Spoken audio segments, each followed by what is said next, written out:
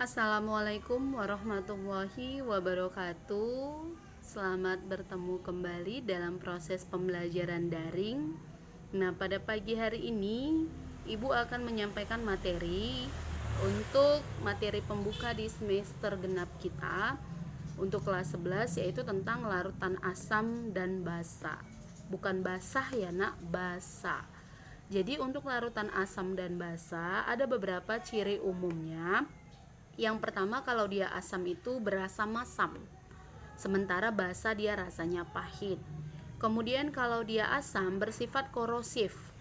Korosif artinya gampang untuk menimbulkan perkaratan, terutama terhadap logam.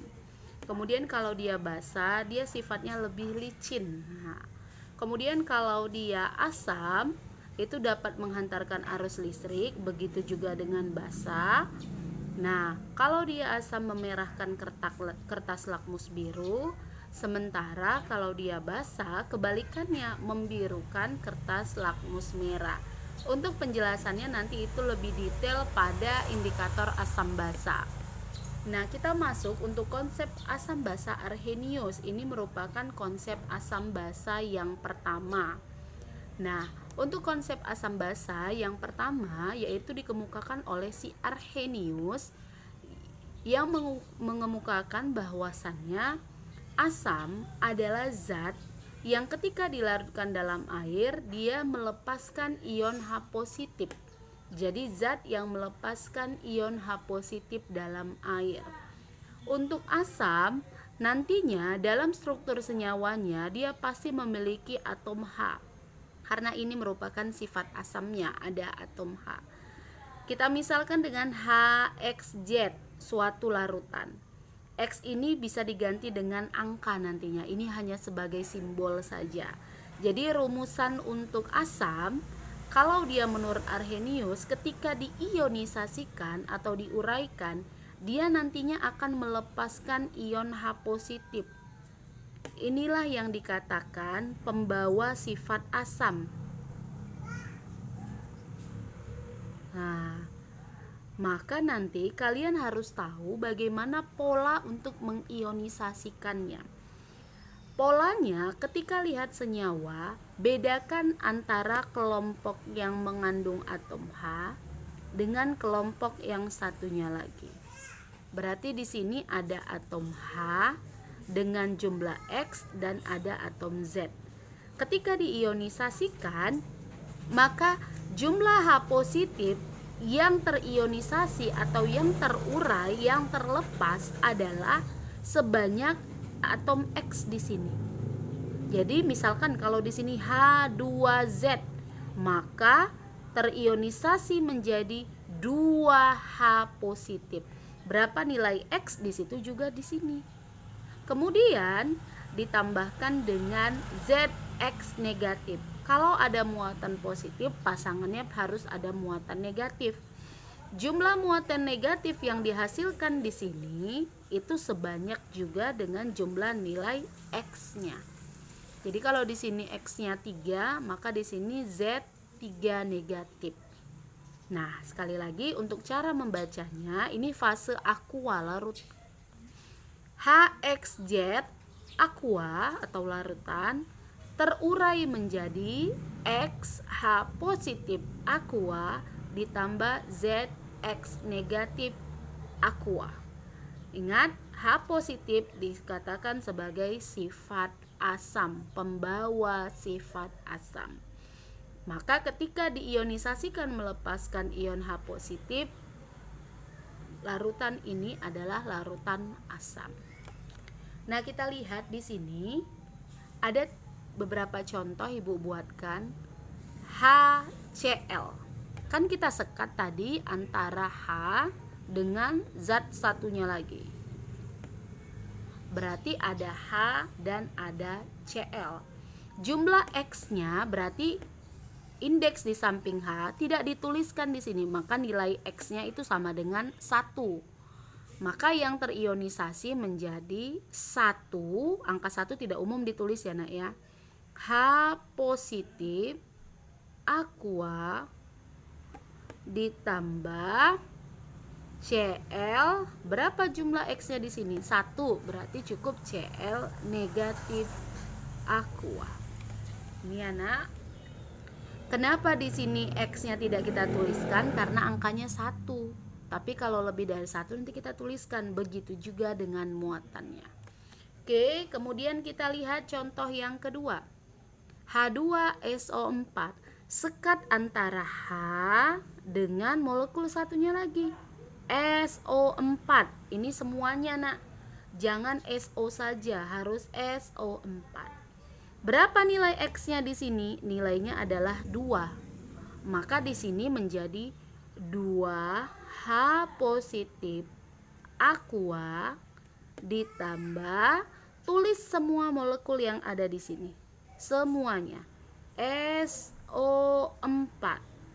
Muatannya kita ambil tadi dari sini. Jumlahannya ada 2, berarti 2 negatif aqua.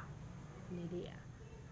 Jadi nak, nilai 2 di sini digunakan untuk ion H positif, jumlah molekulnya di depan diletak, dan muatannya di sini. Muatan lawannya, muatan si SO4. Ingat ya, ini satu kesatuan harus kalian tulis semuanya. Kita lanjut. H3PO4. Di sini kita sekat dulu nak, H dengan PO4. Ini satu kesatuan. Berapa nilai X-nya? Di samping atom H itu nilai X 3. Berarti di sini 3H positif aqua ditambah, semuanya ditulis nak. PO4 berapa muatannya bergantung pada nilai X-nya di sini. 3 negatif aqua. Maka inilah ionisasinya, nak. Nah, kemudian kalau kita mau memberikan nama senyawanya, huruf H yang ada di depan suatu larutan ini diganti dengan kata asam. Ini juga asam. Ini juga asam. Diikuti dengan nama ionnya, Cl, SO4, PO3.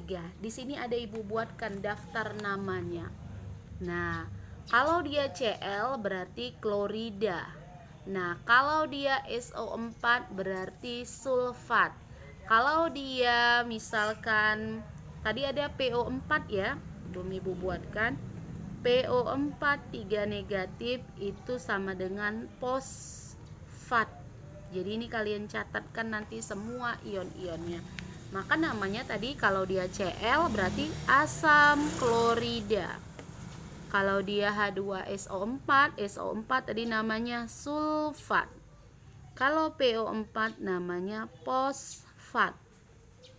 Nah, jadi ini namanya HCl asam klorida, H2SO4 asam sulfat, H3PO4 asam fosfat. Nah, kemudian berdasarkan jumlah atom H yang dilepaskan, nih berdasarkan jumlah atom H yang dilepaskan, ini dia. Maka asam terbagi menjadi 3 jenis. Ada asam monoprotik, ini asam monoprotik. Ada asam diprotik, ada asam poliprotik. Ada beberapa buku menuliskan ini triprotik, sama saja. Nah, apa itu? Kalau dia mono kan artinya 1, berarti jumlah H yang dihasilkan cuma 1. Kalau diprotik berarti jumlah H yang dihasilkan ada 2, di 2. Kalau poli atau triprotik, maka jumlah H yang dihasilkan adalah 3, triprotik. Jadi ini ya nak ya, ini adalah ionisasi atau penguraiannya. HCl aqua terurai menjadi H positif aqua ditambah Cl negatif aqua. Ini ionisasi. Nama asamnya asam klorida. Jenis asamnya, ini jenisnya ya nak ya. Jenis asamnya berarti dia asam monoprotik karena hanya cuma satu. Diprotik hanya ada 2, poliprotik hanya ada 3. Nah, kalau ada kelanjutannya yang dikatakan valensi, maka di sini kalau dia monoprotik hanya 1, maka asam valensi 1, diprotik valensi 2, poliprotik itu valensi 3, artinya jumlah H yang dihasilkan. Oke, kita lanjut ke basa. Bukan basah ya, tetapi basa. Kalau dia basah, di dalam air itu zatnya akan melepaskan ion OH negatif. Contohnya, kalau kita buatkan rumus umumnya dulu, MOHX terionisasi menjadi MX positif ditambah XOH negatif. Nah, karena sifat pembawanya adalah OH, maka di sini berapa jumlah OH-nya itu yang akan menjadi koefisien dan muatan. Kalau tadi kan sifat pembawanya adalah H untuk di asam, maka H yang kita tentukan X-nya, tapi karena di basa adalah OH, OH yang kita tentukan X-nya. Oke, kita masuk ke contoh NaOH aqua terionisasi menjadi, kita lihat OH, berapa jumlah OH di sini? OH-nya cuma 1, maka dia tidak di dalam kurung, nak. Di sini cuma 1. Maka ionisasinya M itu digantikan dengan Na. Na dengan OH. Berarti Na, karena di sini OH-nya cuma 1, positif 1. Ditambah OH-nya kan cuma 1, maka di sini juga 1. OH negatif. Oke, kita lanjut.